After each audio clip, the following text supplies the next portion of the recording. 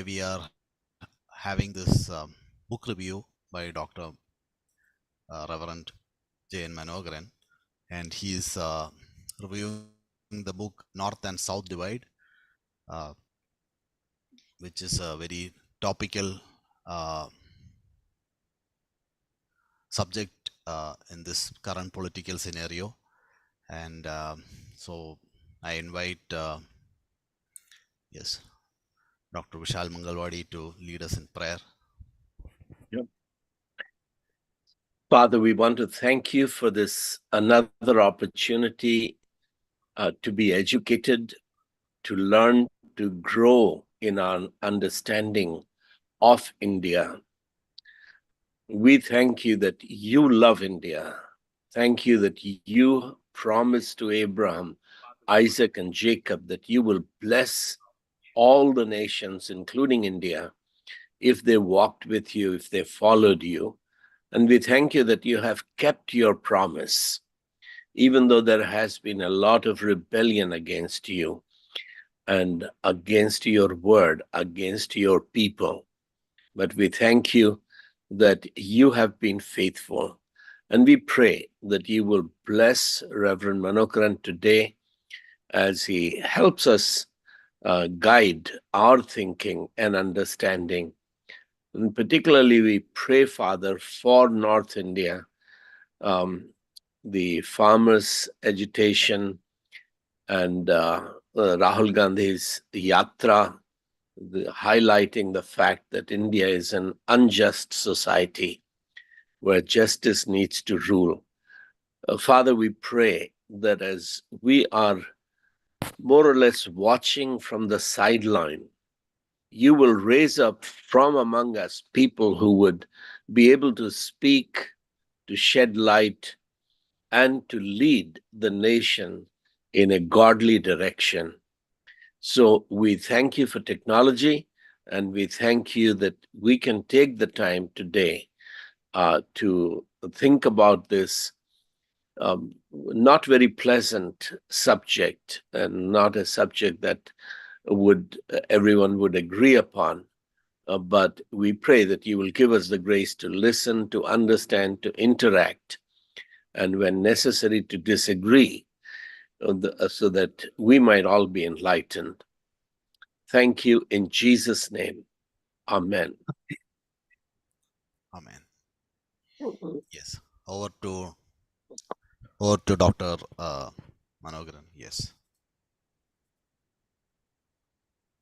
Thank you. It is wonderful to be here again, sharing about the book I read recently, which is a disturbing one as well as a wake-up call. So I'll be sharing the screen with you so that we can easily follow it. So the book review of the South versus North, India's Great Divide. So I picked this book from an airport because of the title, which was interesting. I thought it should be read because it is in the public forum where a lot of intellectual people and the people who lead the country frequent the airports, and it is being sold there. So when I almost completed reading it, so there were several news that affirm what is spoken in the book or what is discussed in the book is a matter of concern, not only for the author or few readers. So it is a matter of concern for politicians, even bureaucrats, and some of the intellectuals. So recently you must have watched a member of parliament from Karnataka, so was upset that there was not enough allocation of funds for Karnataka.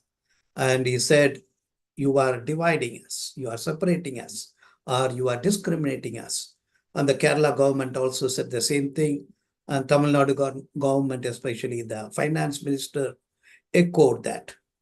So there are other voices, even Punjab. So there are voices from Punjab, voices from West Bengal. So we see that the distribution of resources is not transparent. It is creating a grudge among the people.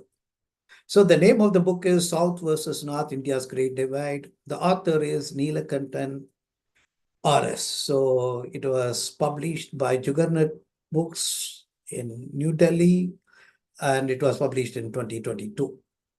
So the author is trained as an engineer in Clemson University and is a chief data scientist for one of the India's largest fintech firms. His primary interests are designing stable, decentralized systems, be they political entities, business-related processes. So he looks from the decentralization. So when the power is in one place or concentrated to a group of people, so the effectiveness of the organization or the government is affected. So decentralization is empowering people, and that helps any organization or any nation to progress. So that is his basis thought from the prism from which he has written this book.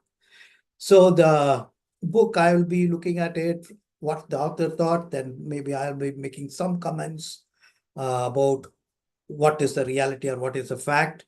So then we can go for discussion. So he himself says, the author himself says, in a nutshell, in short, the median child born in South India will live a healthier, wealthier, more secure, and more socially impactful life than a child born in North India. So that is the whole premise. So what is the future? So how will our children grow up? So what kind of environment they will be living in? So will they be healthy? Will they be educated? Will they be wealthy? Will the economic prosperity will be there? Will there be a social justice and social equity among the people? So these are some of the questions he wrestles with. And his conclusion is, in the next 20, 30 years, if a child is born today, in the next 20, 30 years, the child will be an adult, healthier, wealthier, and secure, maybe educated, and impacting the society more than child born in North India today. So reasons for progress, in the introduction, he gives at least 4 reasons. One is subnationalism. So the linguistic identity and a well-educated population, a reasonably well-run government. Then he had some more things in the later part.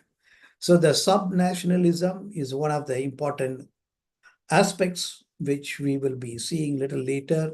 And the linguistic identity, so the Tamil identity, the Malayalam identity, the Telugu identity, and Kannada identity is another aspect that is being important for the people to have a right self-image. And a well-educated population, of course, because of a lot of missionary activity in the southern region, a lot of schools still run by the church, the population is well educated, and the reasonably well-run government. So that doesn't mean that it is perfect. That doesn't mean the southern governments are without corruption, without bias. Yeah, they have all these flaws, but the flaws are less when compared with what's happening in North India. So smoke and fire, will there be a smoke without fire? So that is a good proverb.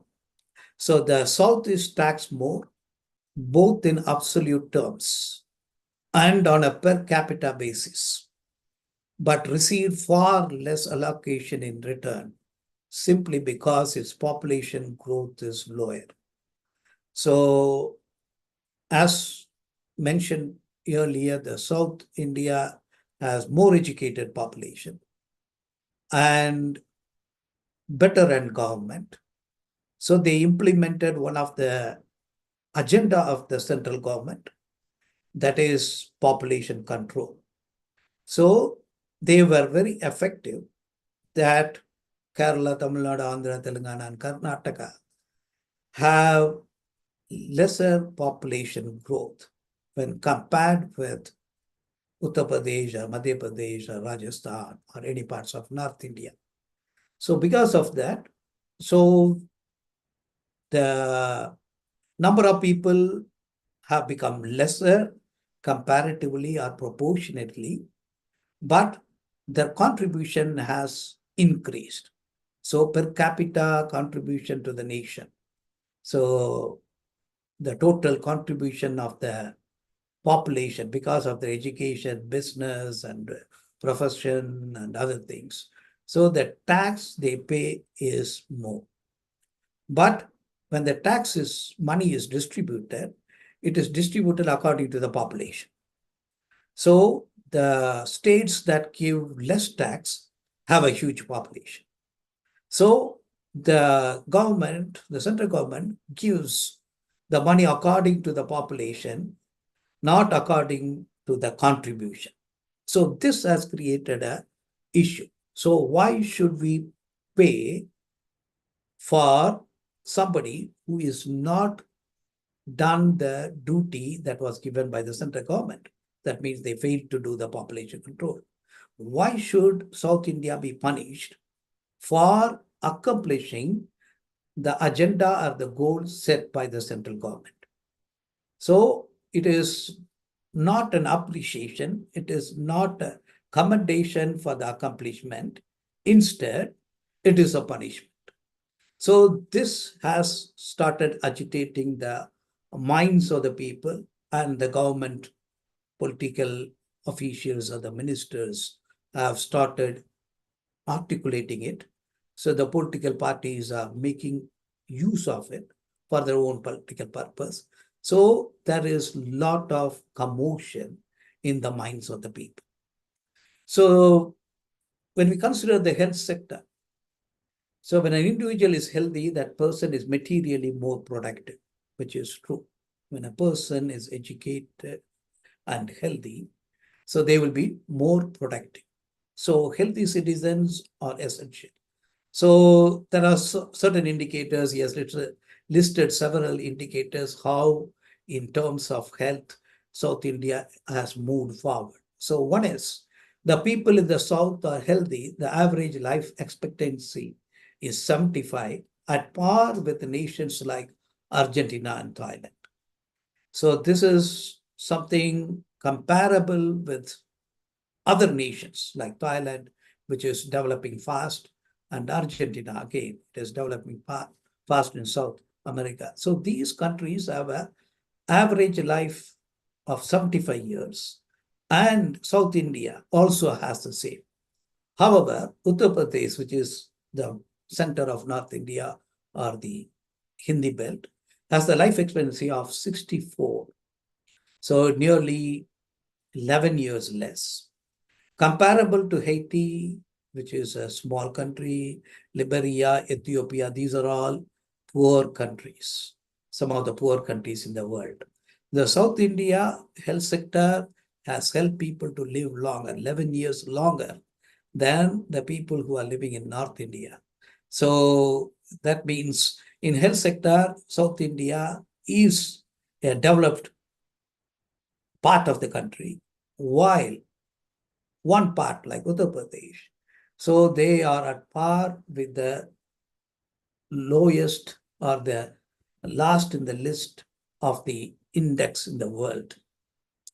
So the other important thing is infant mortality rate. Is India ranks alongside Kenya, Eritrea, Senegal, Syria, and Iraq. So all these countries are poor. Some are affected by war, some are recovering from war, some are constantly having civil war.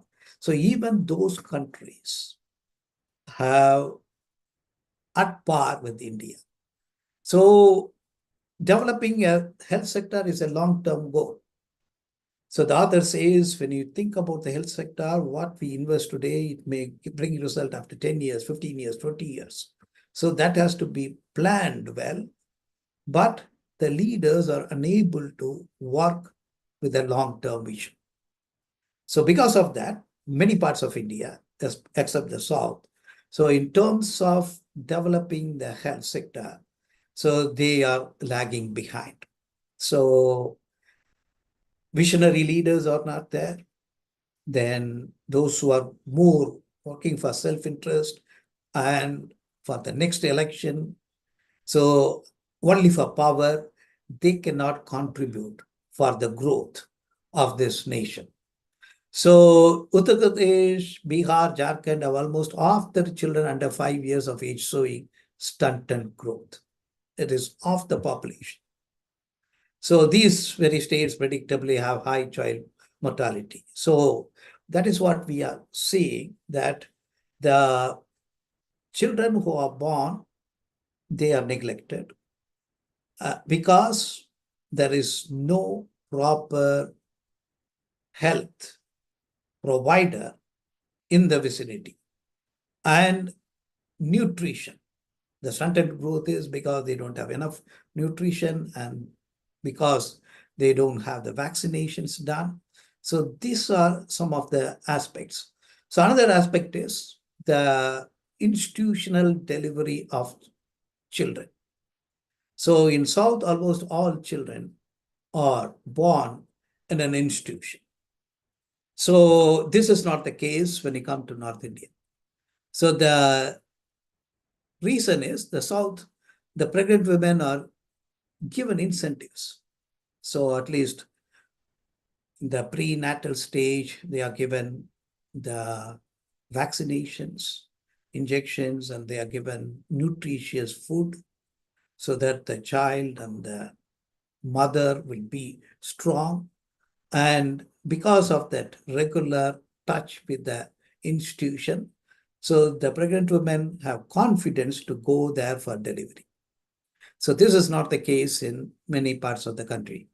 So health infrastructure, when we talk about it, southern and peninsular India do better than the central and north parts of the country. So like a PHC, so the public health center, which is available maybe in a walking distance or in a distance less than 5 or 6 kilometers.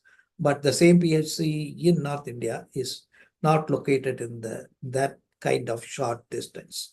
So they have to make special efforts to reach there. So a pregnant woman going every month for checkup is not practical possibility. So because of that, the child that would be born would also be weak and the result will be child mortality. So then the policies of the government. So healthcare should be left to states to handle the issues because they vary from state to state. But the Union government is doing exactly the opposite. They are trying to centralize the healthcare. So when they try to centralize the healthcare, so they don't understand the particularities of the various districts. Some districts have malnutrition, some districts may have malaria, some districts have maybe another contagious disease. So some area may have sickle cells. So it will be varied. So having a uniform policy for all the districts is not possible.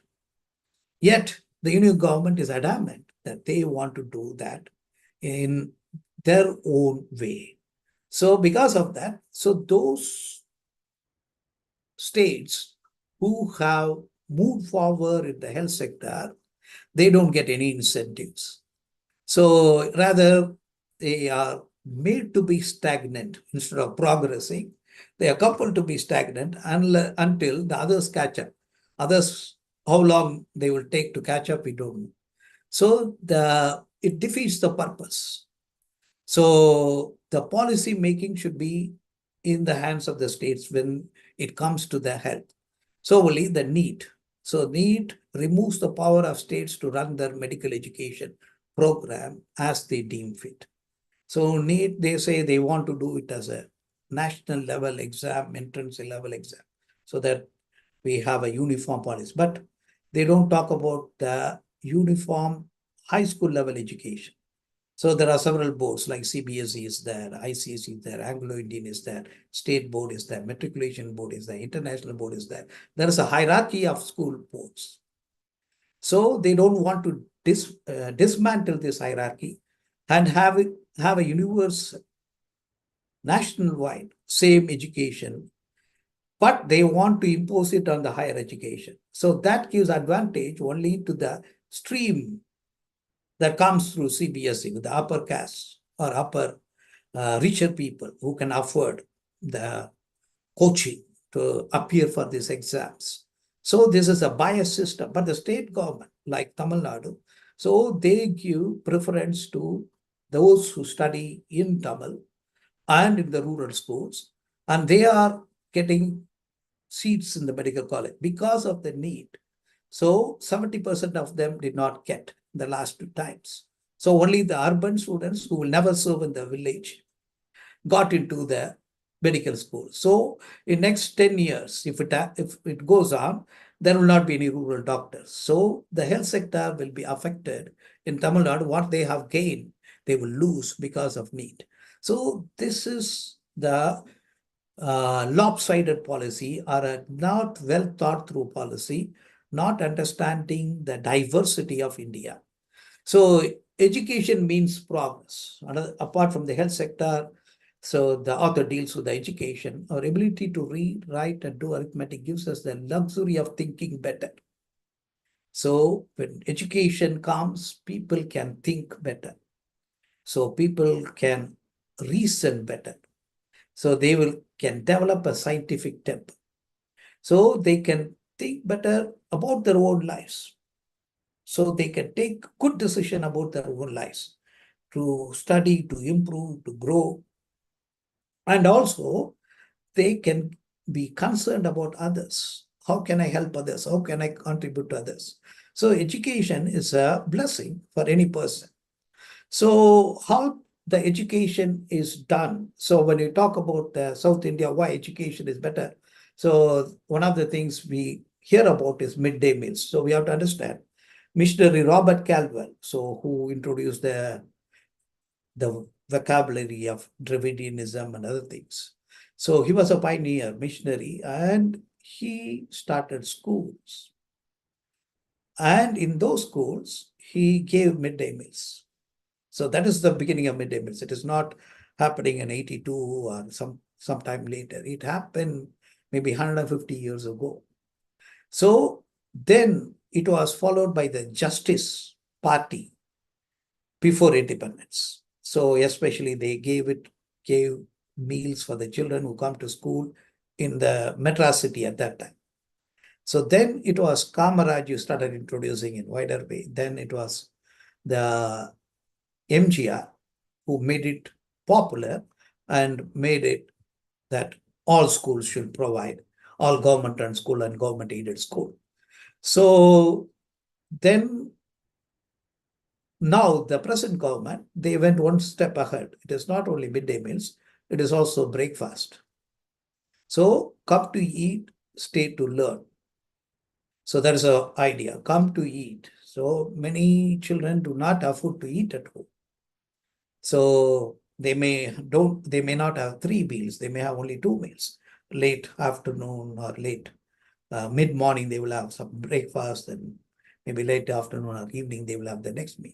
So when they come to school, they have 2 good meals, that is breakfast and lunch. So the idea is, if the empty stomach, children cannot learn. So keeping children in school is a result of good governance. And Tamil Nadu government made midday meals as a standard. So later, somebody filed a case in the Supreme Court, and the Supreme Court gave an order that midday meals must be served throughout the country. So sadly, it was done by judicial activism rather than people representatives demanding for that. So it is not the political move. It was not the people's movement to give midday meals. It became a Supreme Court order. It is top down. So, but in Tamil Nadu, it was from bottom up, where the people realized, the politicians realized this is the need of my people, and they did it. So this again is a model of missions. So then the universal education, we always talk about Martin Luther and other reformers who brought in the idea of universal education. So that has been followed by various governments. So Japan's success in making education universal made a positive impact on economic progress. So Korea, Malaysia, Indonesia, Sri Lanka, Vietnam, and China now have near universal literacy rates. So smaller countries, some like Sri Lanka, it is torn by war. Vietnam was affected by war. So in spite of all those things, so they have moved forward in providing universal education. So India lags behind its Asian peers in health, manufacturing activity, education, and per capita income. So when we compare with other nations in Asia, so we are behind. But Southern India, in other words, has outperformed India by some distance. If Southern India is taken as a unit for consideration, Southern India is at par with Malaysia, Indonesia, Vietnam, or Sri Lanka. But when we put the whole India together, so we are behind. So the universal education with a idea, so like the Dravidian government, which said we follow the missionaries. So healthy citizens, intellectual citizens will be a blessing for the progress of the state. So they openly say we copied from the missionaries. So missionaries came and started schools and had hospitals. So they follow the same thing. So in another book, it has been written that more than 50% of Tamil Nadu government assets are either school buildings, college buildings, or hospitals. So that is how the resource is distributed for the benefit of the people. So the another thing is education for girls. So if and when an educated girl does become a parent, her own children will almost certainly be an educated as she is. So that is why the girls' education becomes important. Again, missionaries pioneered the girls' education. They started the first girls' school, first girls' college, and incentives were given for them to come to the schools and colleges. So Southern India leads when it comes to the metric of availability and access to the menstrual hygiene for women. So that is another reason. So providing cycle for the girls to go to school and the governance monitoring the dropout. So the Gujarat has steep dropout rates for girls in the transition from secondary to higher secondary school education. So the government is not looking into it. So why it is happening? So how it could be mended? So most of the governments don't bother about it. But the South Indian governments, so they want the girls to be educated. So they want even the girls to go for higher education. So the solution for the progress of society is in the hands of the girls who will be educated. So when they are educated, they will have a smaller number of children for the family. So education for girls becomes vital, which again, South India does better. So the national education policy. So the preference for Indian languages in general and Sanskrit in particular. So that has affected or that has been rejected by many states, including Tamil Nadu, Karnataka, Kerala. They said we are not going to accept it. So the three language formula has nothing to do with education policy and everything to do with politics. Only 40% of the people may know Hindi. So there 60% of the people do not know Hindi. So they want to have three language formula means it may be Hindi and Sanskrit. So then their own language. So they want to replace English. So that is the only idea. So the South India is adamant, especially the Andhra government in this academic year, they have implemented all government schools will have English as an important subject. And many sections have English medium schools. So then the intelligentsia and others objected to it, the chief minister clearly said, why do you put the burden of protecting language on the poor who are going to the government school? Why don't you put the burden on those who are studying in the private school? So the bias against the poor, bias against the lower, oppressed caste is even in the education system. So the national education policy, so which if it is implemented, so may not allow children to come beyond maybe 5th standard, 8th standard. So there will be more failures. So in this present system, so they are able to come up, but the new system will stop them from coming. So there are many things that we can talk about, but he talks about the national education policy.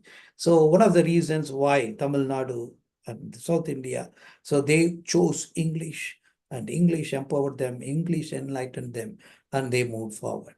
So the economy, the 5 southern states are among the 10 richest large states in 2018 and 2019.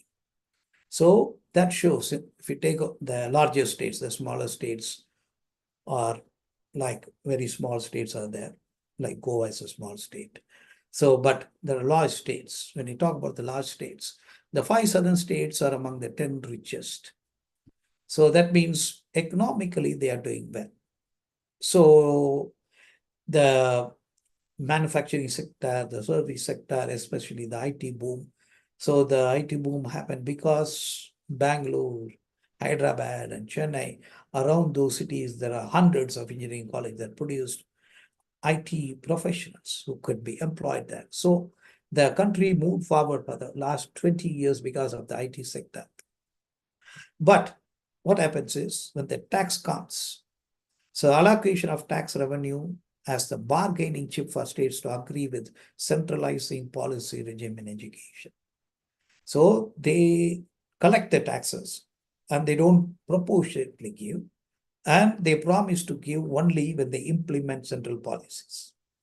So which the state do not want to do. So they want to protect the interests of the state, but they want the central government wants to impose their ideology and ideas on the state. So agriculture has become the source of India's wealth. So unproductive, low-yielding economic activity.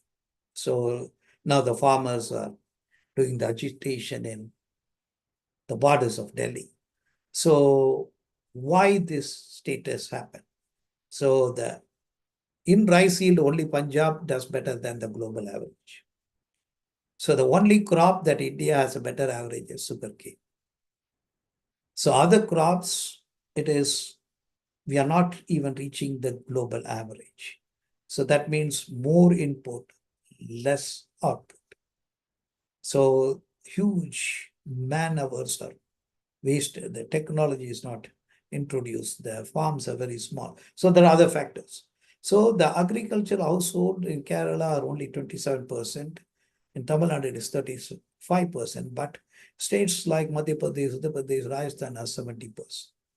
So only the many states in North India, they are more affected because the agriculture productivity is not there.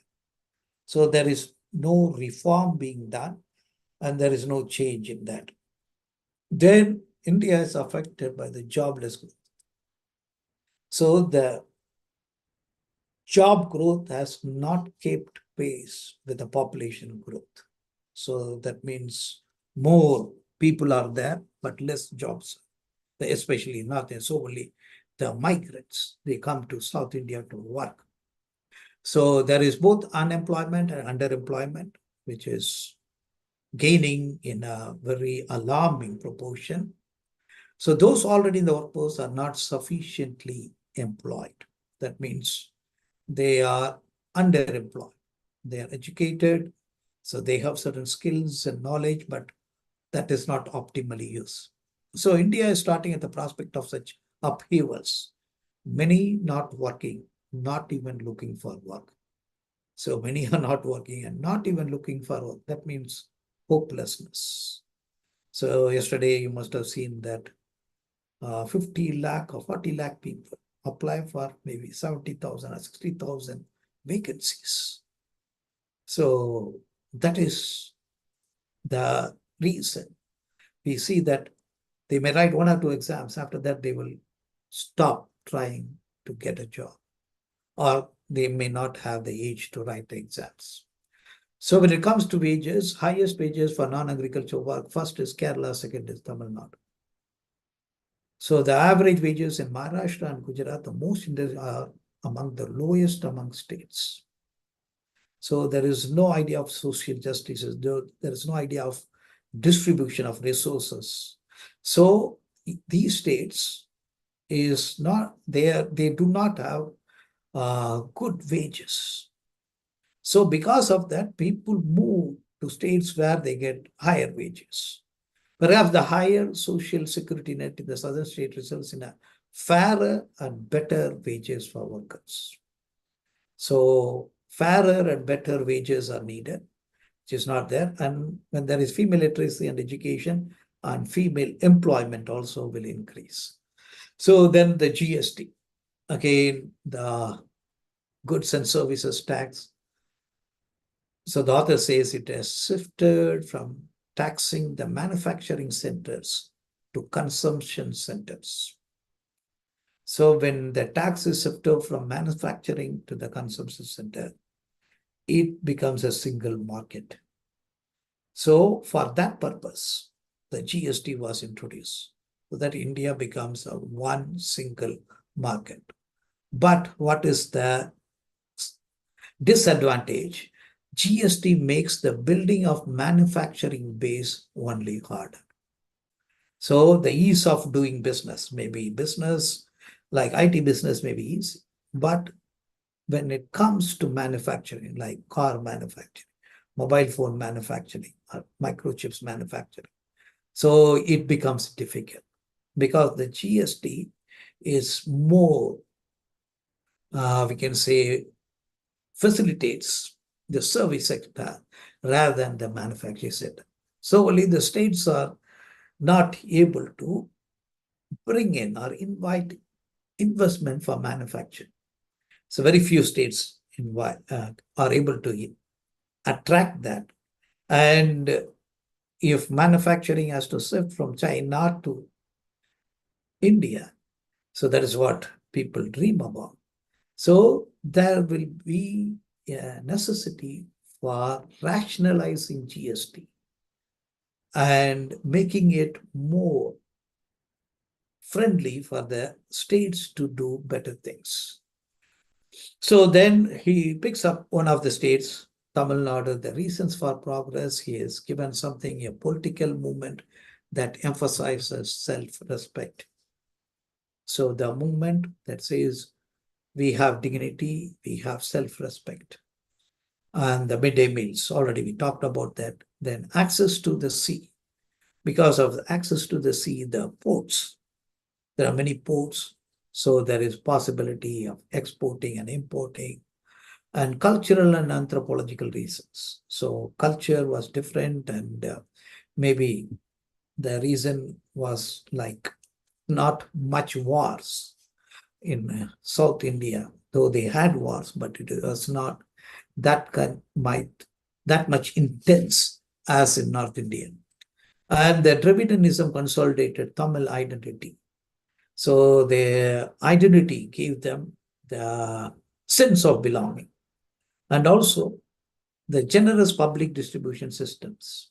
So the PDS was one of the success stories of Tamil Nadu, which helped people not to go hungry. So the families were assured that they will have some food because the PDS gave maybe literally free rice for every family. They could sustain with that without having any other income. So that helped the parents to send the children to school where they will get food also. So in that way, they had a policy which was progressive and people-centered and created a new identity and dignity. So then So the author says India is not a civilizational state based on religion. So it is a country with lot of diversity. So he makes a statement, social liberals attribute it to the freedom movement, the anti-colonial struggle, and the constitutional values that stem from them. Yeah, that may be the reason for why India is together. But India exists like any other nation, yeah, historical accident. So he uses the term historical accident. So he explains when an enormous population like this, with so many culture zones, so many languages, so unity in diversity is a miracle. It is a historical accident. So in this context, it is not fair to have a single policy that could work for both the best and the worst performing states of India. So decentralization and allowing the state governments to develop their own policies and own projects is very much needed if the country has to progress. So one chapter is South India an equal partner? So the southern states have a difficult bargain on their hands. They face the threat of losing the political power and relevance with impending delimitation, which may drastically reduce the representation in parliament. So maybe next 2 years' time, they have to rationalize it because the number of MPs, if it is going to be constant, so according to the population, so the number of MPs from South India will be reduced and the number of MPs from North India will increase. So that means the South India, which fulfill the agenda of population control, because of good governance, they will lose the political power. So the states that did not fulfill the agenda of the central government did not care for population control, so allowed population to grow beyond limits, will have more political power. That will bring a great, we can say, turmoil. So society will be in turmoil. So when that happens, it's going to be a real difficult situation. So there will be a political anxiety. So along with the cultural and linguistic anxieties, which is already there. So added to that, if there is a political anxiety or crisis, so there is going to be a difficult time. So the question is, does the country have the ability to provide basic health services, build schools, keep children in school, achieve prosperity, and meet every other challenge to basic governance? So if this is not the priority, the population is growing and the anxieties among the pockets of population is increasing for various reasons. So will it create a turmoil? Will it create chaos? So that is a question the author brings in. So South India, which will be well educated and having better health and law and order, governance. So will they be punished? So if they are punished, will the people of South India consider themselves as equal stakeholders or equal partners in India, or they will see themselves as deprived or cheated? So that is the question well-thinking people have to think. So the union controls the classification methods of classifications of revenues connected to the GST taxes. So what the central government does is it labels many taxes as cess or surcharge. So cess and surcharge automatically goes to the central government.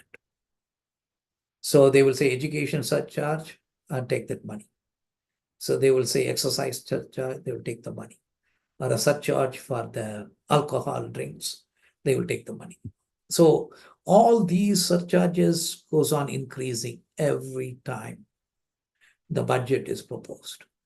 And that means the tax revenue is pocketed by the central government without fair distribution. So revenues have become instruments of political power instead of giving the sense of unity, togetherness. It has become power play. Health, agriculture, education, social welfare should be administered by the state, but the union tries to do it. So health should be addressed by the state government, but the central government brings the insurance policy, which is not needed. So instead of empowering the state to do it, so central becomes the competitor with the states, which is not a healthy situation. So union government telling state governments what to do defeats the purpose of elected state governments. So this results in union betrayal of trust, amateurish approach, incompetence in methodology, and undemocratic decisions. So these are some of the aspects that is bothering people who are thinkers. So even he criticizes the present kind of parliament. The parliament does not have the ability to vote according to conscience. They have to follow the party whip. The party bosses order them. So when powers are centralized with the few, it is not sustainable. So it is like feudalism, which may break down. So reforms in the political process are also urgently needed. So the majoritarian tyranny could lead to genocide. So this is another warning the author gives. An India that is less about union and more about its conscience and conscious might be an India more capable of managing its diversity.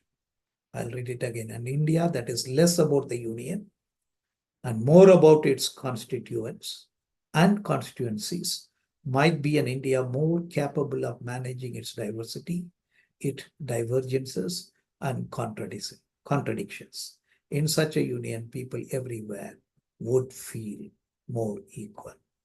So that has to be brought in by changes in politics, elections, governance, tax distribution, education policy, health policy, and everything. So this book calls for drastic changes in attitude of leaders. Needed leaders with long-term vision, effective governance, and non-discrimination in policies, and right reform in political structure and electoral processes. An attitude of learning is needed to accept the reasons for success and do that in the less progressive states. One vision of progress, prosperity, or peace is needed and be implemented effectively. So this is what I would like to present from the book and with some of my own comments. So I'll stop here and we can have questions or discussions as each one can comment or add to it.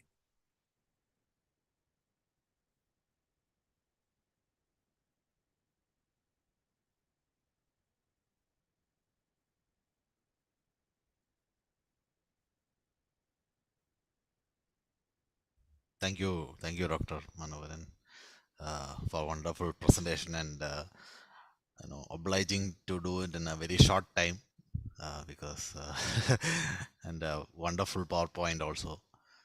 Thank you so much for agreeing to present in a very short notice, even though we had communicated earlier. So thank you so much, and very wonderful book, very topical book. Breakdown of federal structure of India, and basically the issues related to breaking down of the federal structure, right? So economy, education, healthcare, all the things which we care about and the missionaries cared about and set a pattern. So yes, questions please.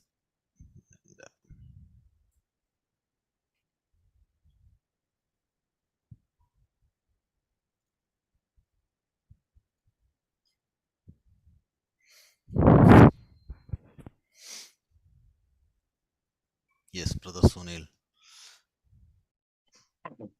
Brother, good evening.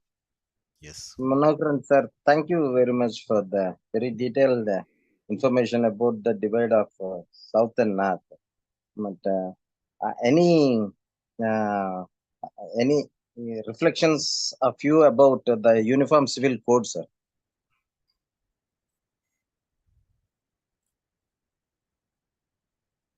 Yeah, Uniform Civil Code. Yeah. Why it is done, what is the intention, the hidden agenda. That a lot of debates are going on. So maybe I'm not here in a position to comment right now. So I have to do some studies before I make a detailed comment.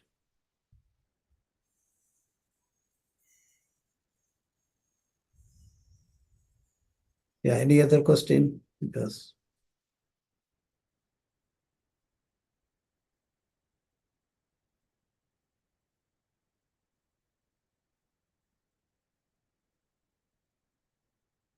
Yes, Brother Sonny. Thank you, Manokaran. Can you hear me? yes, I can hear. Oh, okay.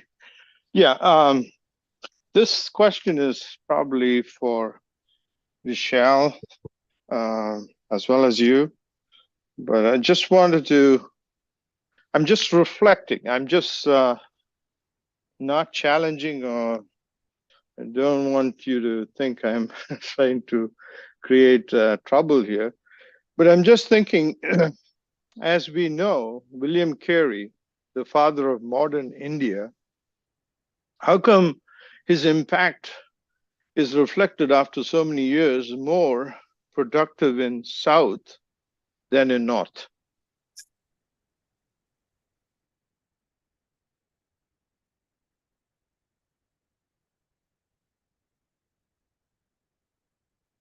Vishal, you want to say something? I have my own comments. Later I can tell. Unmute. Go ahead first.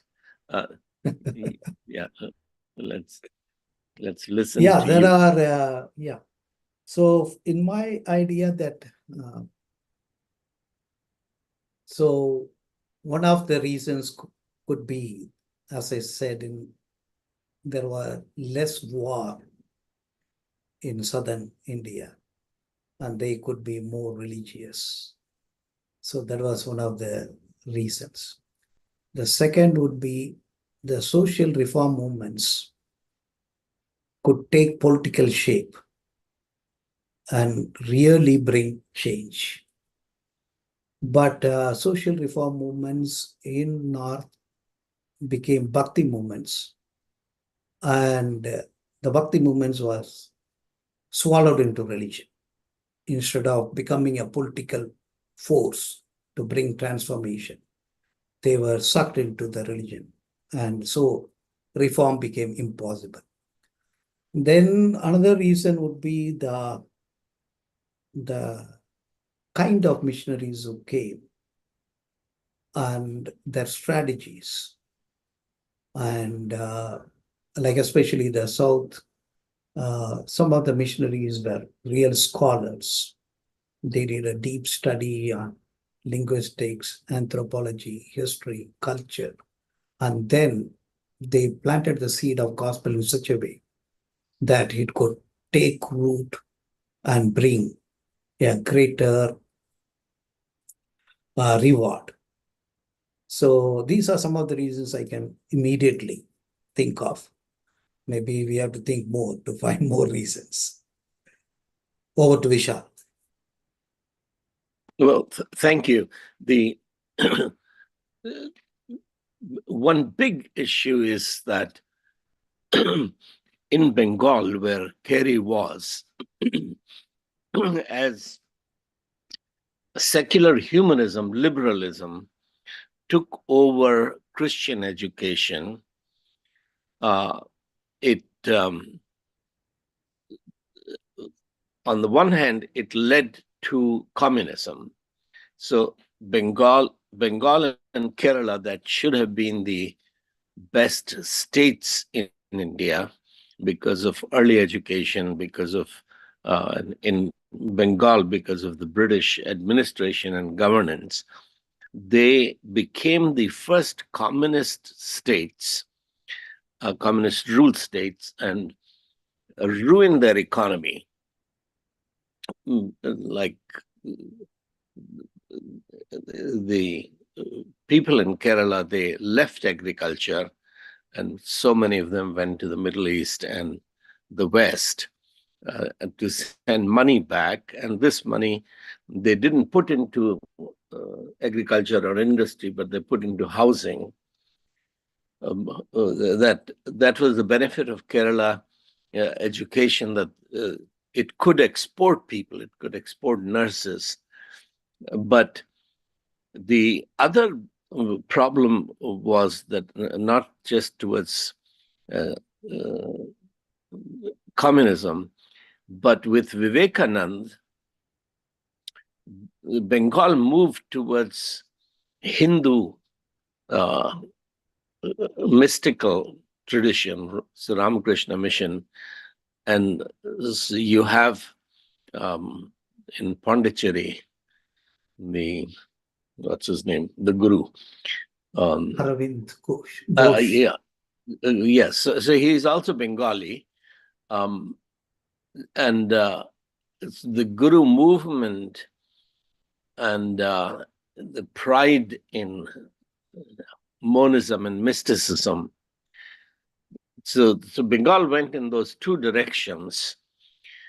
And a liberal Christianity, which losing European Christianity, losing Oxford, Cambridge, London universities, and promoting liberalism, humanism, that really was a problem as early as Carey's own time. So Raja Ram Mohan Roy, discipled by Carey, but becomes an Unitarian.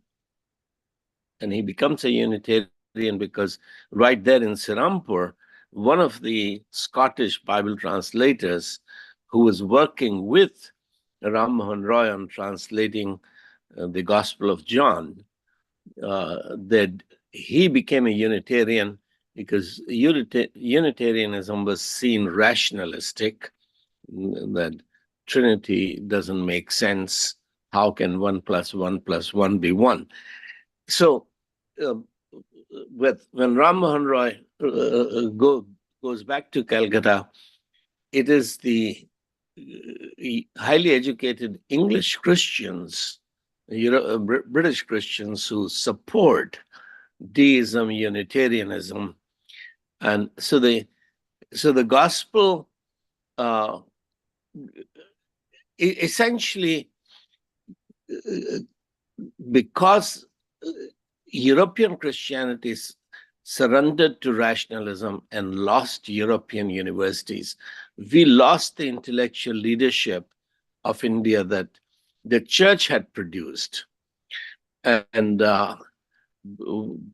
then part of it went into Hinduism, part of it went into communism. And both have created the problems that you see. Now, thankfully, the social reform movement in Tamil Nadu remained more focused on anti-Brahmanism, whereas in Bengal, they were trying to find the best, and this was European Indologists who were focused on finding the best of ancient India, which created the climate for the success or influence of people like such as Swami Vivekananda.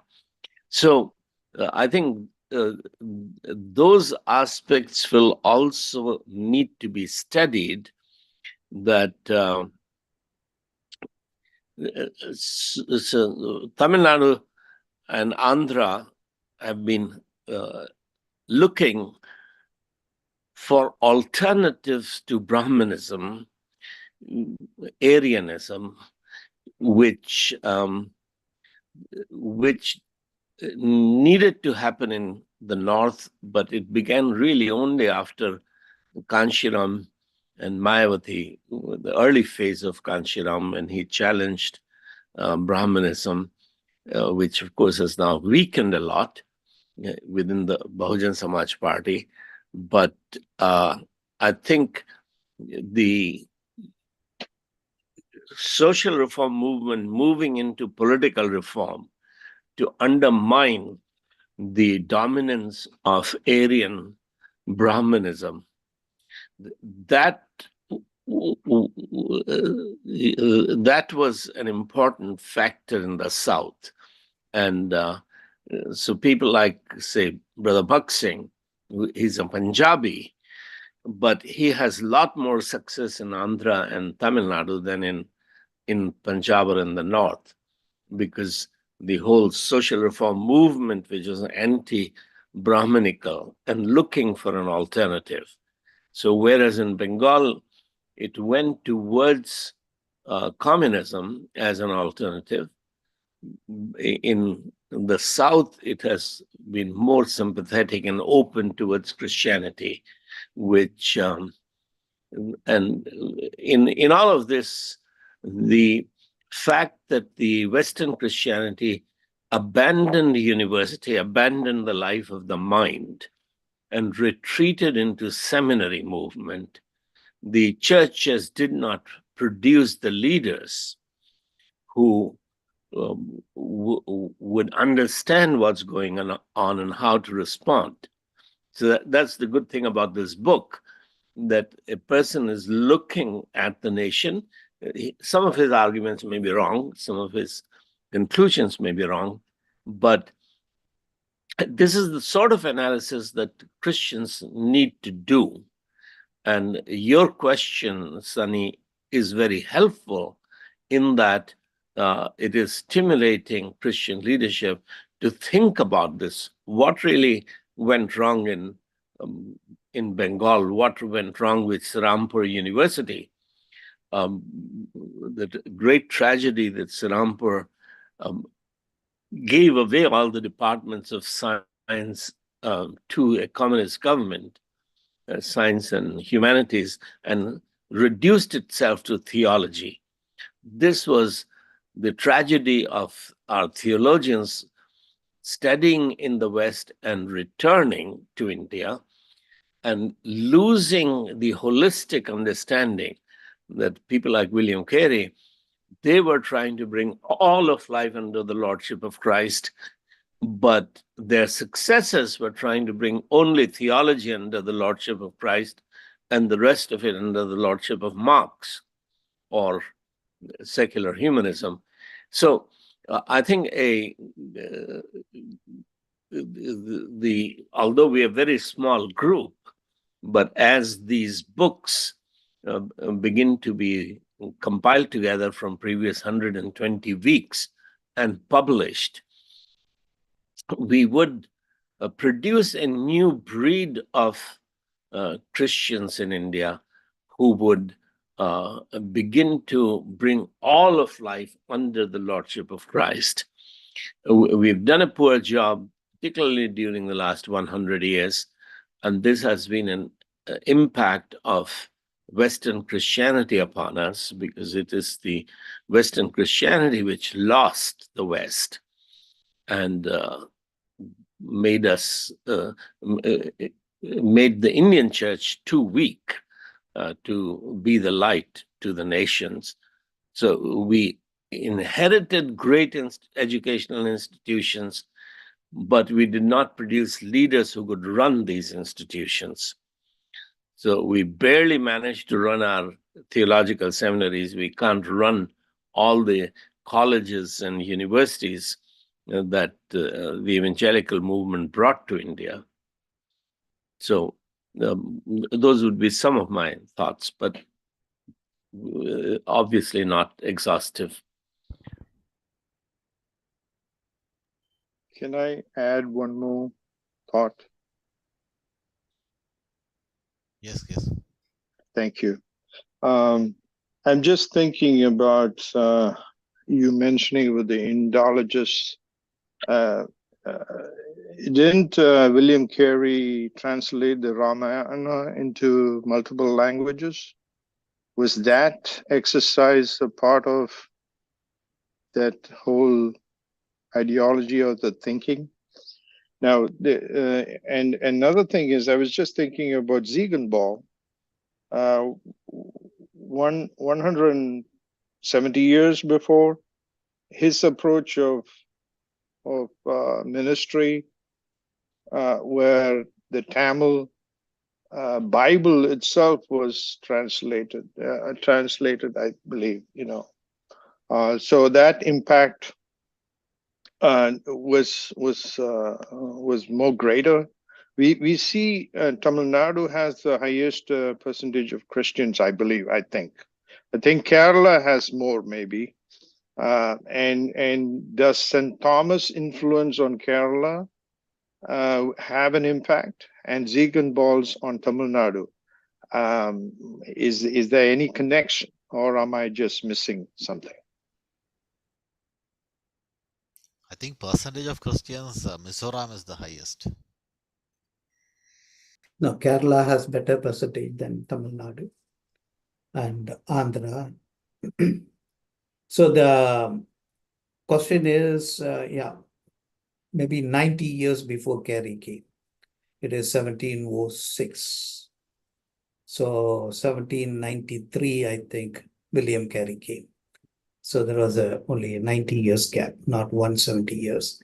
So yes, Ziegenbach translated the Bible, and there were school movement he started.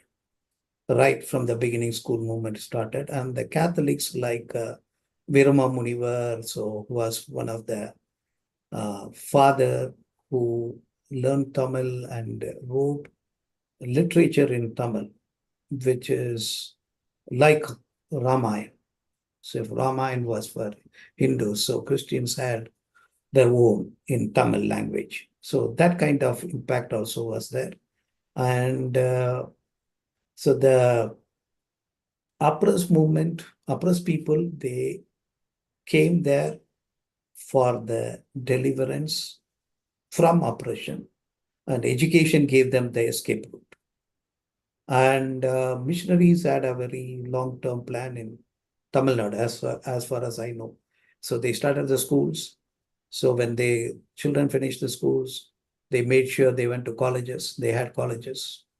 So when they finished the colleges, they made sure they get jobs in railways, Chennai, Madras Harbor, and then in bureaucracy. So that helped the Tamil Christians to move from poverty to middle class within 30, 40 years.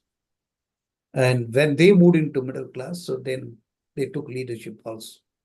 So the Ziegenbach, Francobar movement certainly had an impact. And there was continuous wave of missionaries who built on their strengths and went ahead.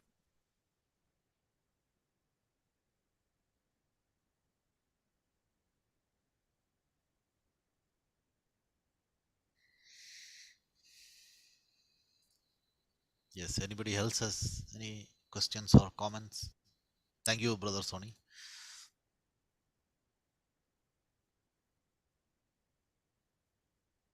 We have around, we had close to 20 people watching on YouTube. There are some comments from YouTube which is basically agreeing with some of the things you added, that I totally agree. Bablu Kumar Maurya has said that I totally agree with South India is growing because of missionary, uh, things like that. Yes. So